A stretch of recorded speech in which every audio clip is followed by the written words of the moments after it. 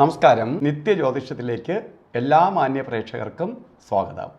ഇന്ന് 2024 ഓഗസ്റ്റ് മാസം 19-ാം തീയതി 1200-ാം ആണ്ട് ചിങ്ങമാസം 3-ാം തീയതി. അപ്പോൾ 1200-ാം ആണ്ട് പുതിയ നൂറ്റാണ്ടിലേക്ക് പ്രവേശിച്ചിരിക്കുകയാണ്. 3-ാം തീയതി തിങ്കളാഴ്ച.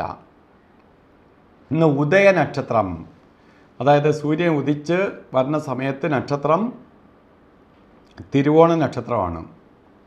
ഇപ്പോൾ തിരുവോണ നക്ഷത്രം കഴിഞ്ഞ്, തിരുവോണ നക്ഷത്രം മാത്രമല്ല, ഇന്ന് പൗർണമിയാണ്.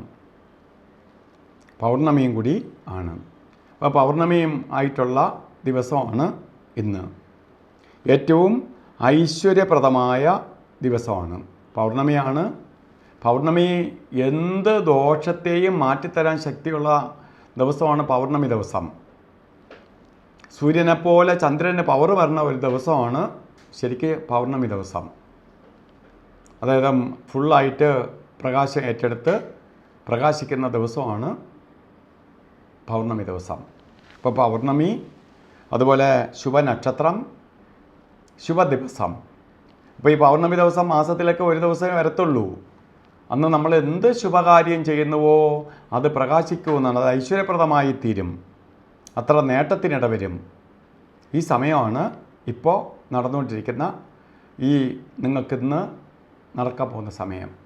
ഏറ്റവും ഐശ്വര്യപ്രദമാണ്. എന്ത് കാര്യത്തിനും ഇറങ്ങിക്കൊള്ളുക. ഇന്നത്തെ ഒരു കാര്യങ്ങളും മാറ്റി വയ്ക്കാതിരിക്കുക. കാരണം നമുക്കൊരു അനുകൂലപ്രദമായ ദിവസം വന്നിരിക്കുകയാണ്. അപ്പോൾ വല്ല ആപ്ലിക്കേഷൻ അയക്കാനായാലും ശരി, മറ്റാരെങ്കിലും കാണാനായാലും ശരി, ഒരു ഇൻ്റർവ്യൂ അറ്റൻഡ് ചെയ്യാനായാലും ശരി, ഇങ്ങനെ എന്ത് കാര്യത്തിന് വേണോ നമുക്ക് ഇറങ്ങാവുന്ന ഒരു ദിവസമാണ് നിങ്ങൾക്കിന്നെന്നറിയുക. അതേപോലെ തന്നെ ഇന്ന് ബർത്ത്ഡേ വന്നിട്ടുള്ളവർ, ഒരു വർഷത്തെ ഫലത്തെ ചിന്തിക്കുമ്പോൾ നിങ്ങൾക്ക് ഈ വർഷം ഭാഗ്യദായകമാണ് എന്നുള്ളതിന് സംശയം വേണ്ട. അത് തിരുവോണമായാലും കുറച്ച് കഴിഞ്ഞ് അവിട്ടമായാലും നിങ്ങൾക്ക് അനുകൂലപ്രദമായ ഒരു വർഷം തന്നെയായിരിക്കും. സാമ്പത്തിക പുരോഗതിയും പ്രശസ്തിയും ഐശ്വര്യവും, വീട് വെക്കാനും വാഹനം വാങ്ങാനും, അതുപോലെ വിദേശയാത്രയ്ക്ക് മറ്റേതെങ്കിലും രാജ്യങ്ങളിൽ പോകാൻ ആഗ്രഹിക്കുന്നവർക്കും ഒക്കെ അനുകൂലപ്രദമായ ഒരു അവസ്ഥാവിശേഷം വന്നു ചേരും. സാമ്പത്തിക പുരോഗതിക്കിടവരും. ഇതൊക്കെ വരുന്ന സമയമാണ് നിങ്ങൾക്ക് ഇന്ന്. എങ്കിലും ഇന്ന് ഓരോ കാര്യത്തിന് ഇറങ്ങുമ്പോൾ നമ്മൾ രാഹുകാലം നോക്കിയിട്ട് ഇറങ്ങണം. എന്തായാലും ഒരുപാട് നല്ല ദിവസമാണ്, ഒരുപാട് കാര്യങ്ങൾ നമുക്ക് ചെയ്യണം. അപ്പോൾ അങ്ങനെ വേണ്ടി ഇറങ്ങുമ്പോൾ നമ്മൾ നല്ലൊരു സമയം നോക്കി ഇറങ്ങണം. അതായത് രാഹുകാലം വിട്ടിറങ്ങണം. 7:30 മണി മുതൽ 9 മണി വരെ എന്ന് കലണ്ടറിൽ രേഖപ്പെടുത്തിയിട്ടുണ്ടെങ്കിലും നമുക്ക് രാഹുകാലം എന്ന് പറയണത് 9:24 വരെയാണ്. എപ്പോൾ തുടങ്ങും? 7:51 തൊട്ട് തുടങ്ങും. 9:24 വരെ ഉണ്ട്. അപ്പോൾ 7:51 മുമ്പോ 9:24 ശേഷമോ വേണം ഓരോ ശുഭകാര്യങ്ങൾക്കും ഇറങ്ങാൻ. അതുപോലെ എല്ലാ ദിവസവും 2 കൊള്ളാത്ത സമയമുണ്ട്. അത് പ്രകൃതി അവർക്ക് കൊടുത്തിരിക്കുന്നതാണ്. ഗുളികകാല സമയവും യമകണ്ഠകാല സമയവും.